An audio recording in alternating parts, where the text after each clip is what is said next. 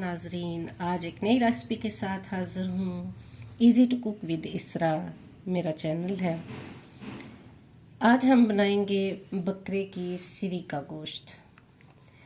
ये बहुत सारे लोग ऐसे हैं जो कि इसको नापसंद करते हैं कि इसमें से स्मेल आती है, लेकिन आज मैं जिस तरीके से ये रेसिपी बनाऊंगी इसकी सारी स्मेल ख़त्म हो जाएगी और आप यकीनन जो नहीं खाने वाले वो भी खाएंगे। लेकिन इसको इससे पहले अच्छी तरह वॉश करते हैं। सादा पानी से पहले इसे वॉश करती हूँ मैं और फिर दिखाती हूँ। अच्छा नाजरीन, 2 से 3 दफ़ा सादा पानी से वॉश करने के बाद अब उसकी ये कंडीशन है कि अभी ये सही तौर पर साफ़ नहीं हुआ, इसमें ब्लड भी है और कहीं कहीं कोई बाल भी नज़र आ रहा है। तो इसको सही तरीके से साफ़ और स्मेल से पाक करने के लिए मैं ये आपके सामने सफ़ेद सिरका है, ये 1 से 2 टेबल स्पून डालूँगी। साथ में इसमें पानी ऐड करूँगी, हाफ गिलास, जिसमें ये डिप हो जाए, और साथ नमक शामिल करूँगी। ये दोनों वो चीज़ें हैं जो कि इसको अच्छी तरह से स्मेल से पाक कर देंगी। और इस तरह इसको मिक्स करके अच्छी तरह आपने 15-20 मिनट के लिए इसको छोड़ देना है। अगर सिरका कम लगे आप ज़्यादा भी ऐड कर सकते हैं। अब इसको 15 मिनट के बाद मैं वॉश करके मिलती हूँ।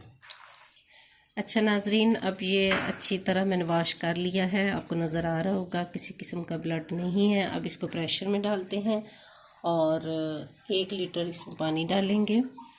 तो साथ कुछ मैं खड़े मसाले शामिल करूँगी। प्रेशर में डाल के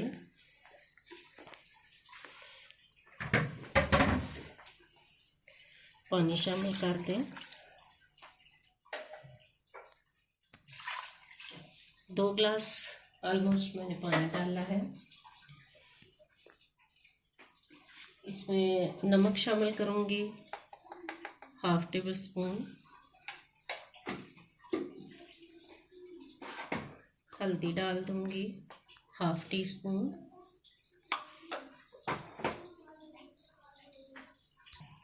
ये खड़े मसाले हैं जिसमें दालचीनी है, 1 इलायची है, कुछ लौंग है और थोड़ा ये ज़ीरा है। खड़े मसाले में डालूँगी, इसको मिक्स कर लेंगे।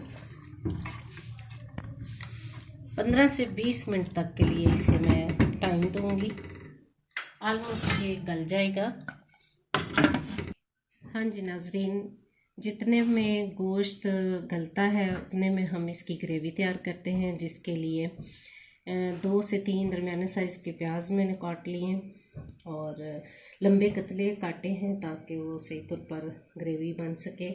साथ टमाटो है, दही है, दही 2 से 3 चम्मच है जो कि गोश्त को गलाने में मदद देगी। ये 2-4 सब्ज़ मिर्चें हैं और जिंजर गार्लिक पेस्ट है। तो नाजरीन, आज की अच्छी बात ये है कि हमेशा लोगों से दुआ करवाते रहें। दुआ बहुत अच्छी चीज़ है। कोई बड़े खलूस से दिल से आपके लिए दुआ कर देगा तो शायद ज़िंदगी पार लग जाएगी।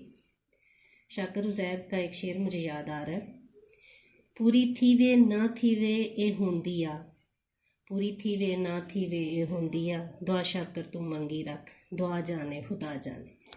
दुआ कर देनी चाहिए और अगर इस दुनिया में कबूल ना हो तो आखिरत में ज़रूर कबूल हो जाती। तो आइए नाजरीन, बाकायदा रेसिपी का आगाज़ करते हैं अल्लाह के नाम से। ऑयल शामिल करें पैन में। 2 से 2.5 बड़े चम्मच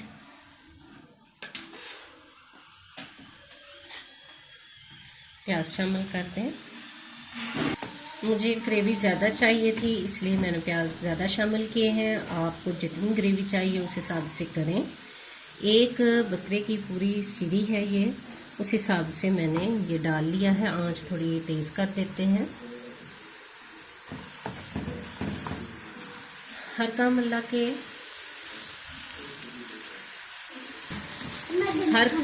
हर काम अल्लाह के नाम से शुरू किया जाए तो उसमें बरकत पड़ जाती है। खाना हमेशा हर काम अल्लाह के नाम से शुरू करना चाहिए, लेकिन खाना खास तौर पर अल्लाह के पाक नाम से शुरू किया जाए तो उसमें बरकतें और फजीलतें हो जाती हैं। अब प्याज इस शक्ल में आ चुका है। थोड़ी देर बाद मैं इसमें अदरक लहसुन का पेस्ट शामिल करूँगी। थोड़ा प्याज गोल्डन होने पर अब जिंजर गार्लिक पेस्ट शामिल कर दें। 2 से 3 चम्मच मैंने डाला है इसमें। आंच ज़रा तेज़ कर देते हैं।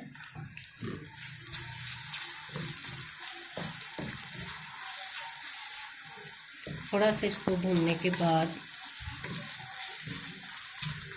हम इसमें टमाटर शामिल करेंगे और सब्ज़ मिर्ची। मैं पहले भी आपसे कहती हूँ कि एक्सेसिव यूज़ मसाला जात का मैं नहीं करती। सादा खाएं, सादा खाएं, ज़रूर खाएं। और सादा खाने का ये फ़ायदा होता है कि आप बीमारियों से दूर रहते हैं। जी, अब टमाटर शामिल करते हैं। Radish tomato. दूसरी तरफ हमारा गोश्त, सिरी का गोश्त। आज हम सुन्नत अदा कर रहे हैं। नबी पाक सल्लल्लाहु अलैहि वसल्लम को ये गोश्त पसंद था। सुन्नत को आबाद करना चाहिए, सुन्नत को ज़िंदा करना चाहिए। सब्ज़ मिर्ची भी शामिल करते हैं।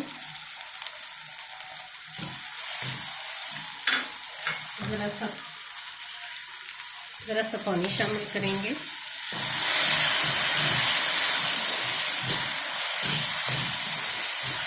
अब इसको 2 से 4 मिनट भूनने के बाद रेड चिली, साल्ट, सारी चीज़ें शामिल करेंगे। गोश्त को गलाते हुए भी हमने साल्ट डाला था, फिर हमने उसका थोड़ा अंदाज़ा रख के ही डालना है।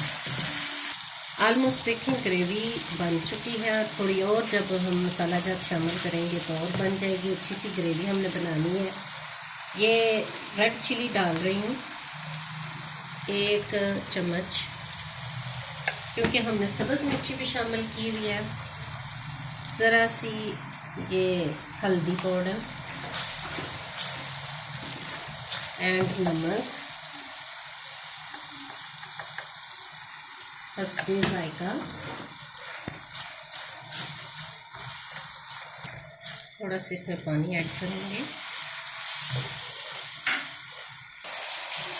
देख रहे होंगे कितना अच्छा टेक्सचर, कलर टेक्सचर आया है। मज़े की चीज़।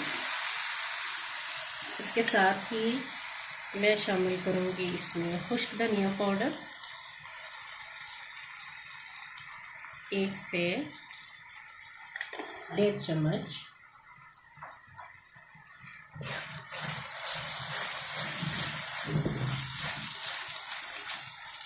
थोड़ा और भूनेंगे। भूनने के बाद थोड़ा मैं दही ऐड करूँगी।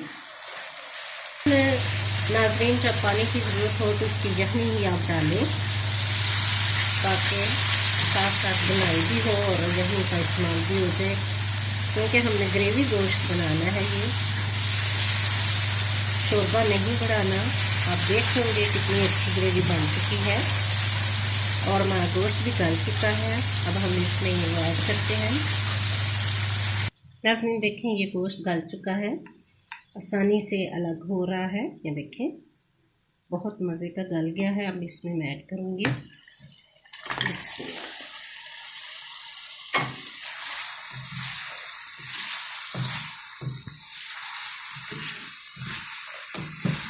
अब फिर इसकी मज़ीद बुनाई होगी।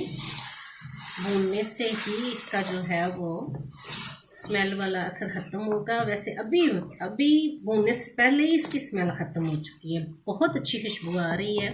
वो जो मैंने खड़े मसाले डाले, जो मैंने पहले इसको सिरके से वॉश किया, सिरका और नमक लगा के मैंने 15 मिनट के लिए उसको डिप करके गोश्त को रखा था। और आप यकीनन देख रहे होंगे कि कैसा मज़े का लग रहा है। इसके साथ ही मेरे प्यारे नाजरीन, मेरे देखने वाले, मुझे पसंद करने वाले, लाइक करने वाले, आप सबका बहुत शुक्रिया।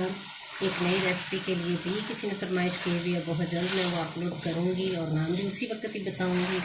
जो मेरे चैनल पर नए हैं वो सब्सक्राइब कर दें, लाइक कर दें, शेयर करें और बेल आइकन का बटन प्रेस करना मत भूलिएगा। ऑलमोस्ट ये काफ़ी भून चुका है, ठीक है। अब हम इसमें दही ऐड करेंगे, जो कि इसका अहम हिस्सा है, इसका अहम इंग्रेडिएंट है।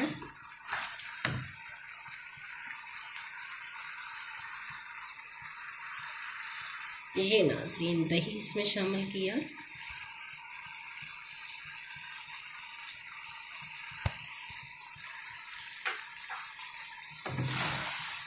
जो यखनी इसकी बची हुई है वो हम एंड पे फिर शामिल कर लेंगे ग्रेवी के साथ, थोड़ा सा इसका भी शामिल हो जाएगा। अब इसको थोड़ी देर 2 मिनट के लिए भून लें। ऑलमोस्ट नाजरीन हमारा सीरी का गोश्त बन चुका है।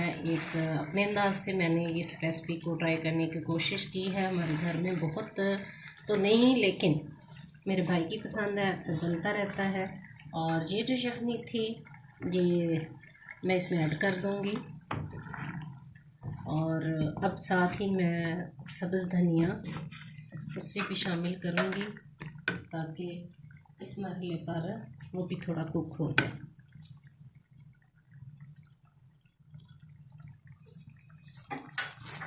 इसे मैंने अच्छी तरह से वॉश करके काट लिया था।